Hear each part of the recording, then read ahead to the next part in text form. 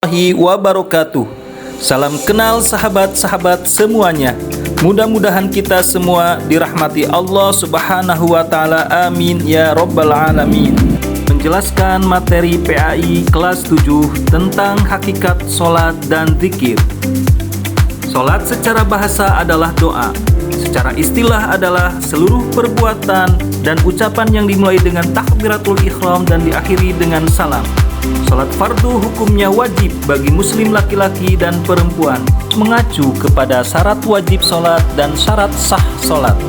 Syarat wajib salat diantaranya beragama Islam, berusia sudah mencapai balik dan berakal. Sedangkan syarat sah salat diantaranya sudah masuk waktu salat, suci badan, pakaian dan tempat salat, menutup aurat dan menghadap kiblat.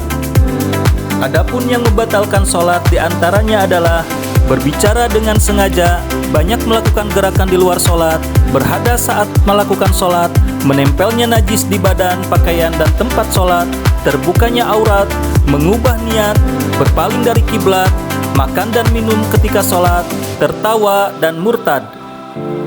Adapun tata cara pelaksanaan salat, yang pertama berdiri tegap menghadap kiblat sambil mengucapkan niat salat fardu. Selanjutnya, takbiratul ihram dengan mengangkat kedua tangan sambil membaca lafaz Allahu Akbar. Kemudian berdiri bersedekap sambil membaca doa iftitah. Dilanjut dengan membaca surat Al-Fatihah. Selanjutnya membaca salah satu surat atau ayat Al-Quran yang kita hafal.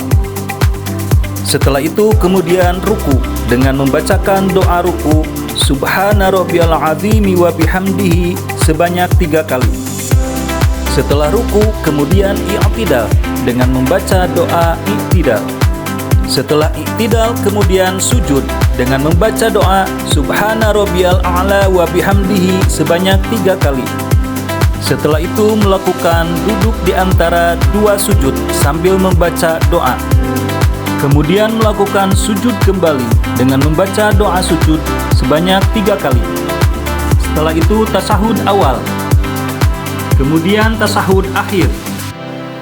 Dan yang terakhir adalah salam dengan membaca Assalamualaikum warahmatullahi. Selanjutnya zikir.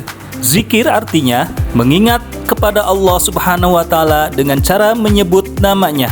Zikir dapat dilakukan kapan saja, kecuali sedang buang air kecil dan buang air besar. Dengan berzikir, maka hati kita akan menjadi tenang. Bacaan zikir setelah sholat diantaranya: pertama, membaca tasbih, kemudian membaca tahmid, membaca takbir, dan membaca tahlil. Adapun manfaat kita melaksanakan sholat diantaranya adalah mendekatkan diri kepada Allah Subhanahu wa taala sebagai bukti rasa syukur kepada Allah Subhanahu wa taala, dapat memancing rezeki, menjadi obat kesedihan, melatih kedisiplinan, mendidik manusia menjadi bersih dan memperkokoh rasa persaudaraan antar muslim. Selanjutnya manfaat zikir adalah mendapat ampunan dari Allah Subhanahu wa taala, senantiasa mensucikan, memuji, mengagungkan dan mengesahkan Allah Subhanahu wa taala, disiplin dalam segala hal, santun dalam ucapan dan perbuatan, dijamin masuk surga dan terhindar dari api neraka. Demikianlah penjelasan kali ini, mudah-mudahan bermanfaat untuk kita semua. Amin ya rabbal alamin. Saya ucapkan terima kasih. Wassalamualaikum warahmatullahi wabarakatuh.